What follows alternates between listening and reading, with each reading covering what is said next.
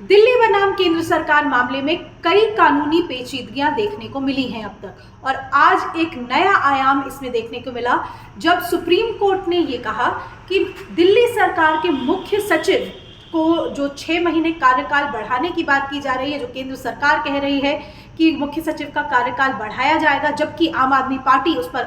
आपत्ति जता चुकी है। सुप्रीम कोर्ट ने आज ये कह दिया कि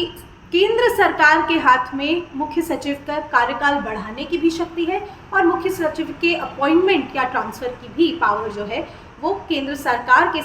के पास ही प्रथम दृष्टया नजर आती है। अब सुप्रीम कोर्ट ने लेकिन ये बात भी साफ की है कि ये प्रथम दृष्टया लीगल प्रिंसिपल्स पर फिलहाल ऑर्डर आज का पारित किया गया है। जो लार्जर लीगल इशू है जिसमें दिल्ली सरकार ने GNCTD एक्ट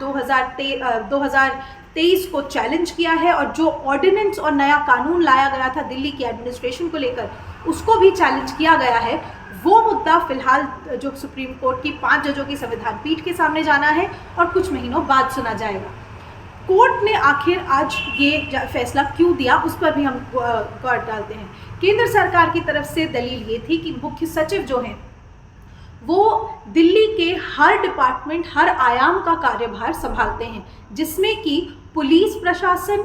लैंड और पब्लिक ऑर्डर भी शामिल है। याद रखिएगा, ये 3 सब्जेक्ट्स जो हैं वो संवैधानिक सब्जेक्ट्स जो हैं जिस पर दिल्ली सरकार और दिल्ली के लेजिस्लेचर का कंट्रोल नहीं है, क्योंकि ये तीनों मुद्दे जो हैं वो केंद्र सरकार के अधीन आते हैं। केंद्र सरकार का ये आर्ग्यूमेंट थी कि क्योंकि मुख्य सचिव इन सभी मुद्दों पर अपना कंट्रोल रखते हैं, क्योंकि इन सभी डिपार्टमेंट्स को मुख्य सचिव यानी कि chief secretary of the Delhi government control करते हैं, इसलिए दिल्ली की जो चुनी हुई सरकार है और दिल्ली का जो चुना हुआ लेजिस्लेचर है वो सीधे तौर से मुख्य सचिव के पूरे कार्यभार पर उनका कंट्रोल नहीं है। मुख्य सचिव का जो कंट्रोल एरिया है वो दिल्ली गवर्नमेंट के पावर के बाहर भी जाता है, उनके दायरे के बाहर भी जाता है। हालांकि दिल्ली सरकार की तरफ से सीनियर एडवोकेट अभिषेक मनु सिंघवी ने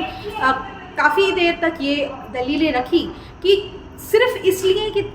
कि मुख्य सचिव का कार्यभार का दायरा बड़ा है, इसलिए आप चुनी हुई सरकार को दरकिनार नहीं कर सकते। उन्होंने ये भी कहा कि ट्रांजैक्शन ऑफ बिजनेस रूल्स जो हैं, जो पुराने कानून हैं, जो खासतौर से ऑल इंडिया सर्विसेज के जो कंट्रोल के कानून हैं, उन सब में साफ तौर पे यही लिखा गया है कि अगर आपको किसी इनकम्बेंट यानी सिटिंग चीफ सेक्रेटरी का कार्यकाल बढ़ाना है, जो कि यहाँ पर नरेंद्र कुमार के लिए किया जा रहा है कि उनको 6 महीने का एक्सटेंशन देने की बात हुई है, तो वो सिर्फ और सिर्फ तब किया जा सकता है जबकि स्टेट गवर्नमेंट की रिकमेंडेशन हो, कोई पब्लिक इंटरेस्ट हो, और सबसे ज़्यादा बात ये कि कोई लेजिटिमेट रीज़न देना ज़रूरी है, जो कि दिल्ली सरकार का ये कहना है कि केंद्र सरकार ने बिना कोई लेजिटिमेट रीज़न दिए सिर्फ अपने आदमी का कार्यकाल बढ़ाने के लिए, जो इंसान केंद्र सरकार की तरफदारी कर रहा है उसका कार्यकाल बढ़ाने के लिए ये कदम उठाया है। हालांकि ये दलील जो है सुप्रीम कोर्ट को मान्य नहीं रही, क्योंकि सुप्रीम कोर्ट ने ये कहा कि देखिए, कानूनी तरीके से अगर देखें तो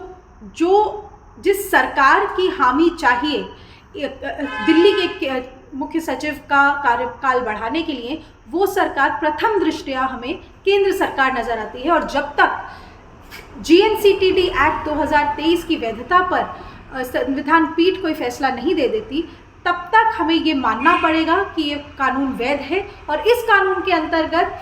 जो भी अपॉइंटमेंट, ट्रांसफर, पोस्टिंग होनी है उसका फैसला केंद्र के हाथ में है। और इसीलिए अब संविधान पीठ के सामने जब ये मामला जाता है तब बहुत ज़रूरी हो जाएगा ये देखना कि किस तरह से इसके क्या आयाम निकल कर आते हैं, क्योंकि दिल्ली बनाम केंद्र सरकार की जो हम कई सालों से लड़ाई देख रहे हैं कि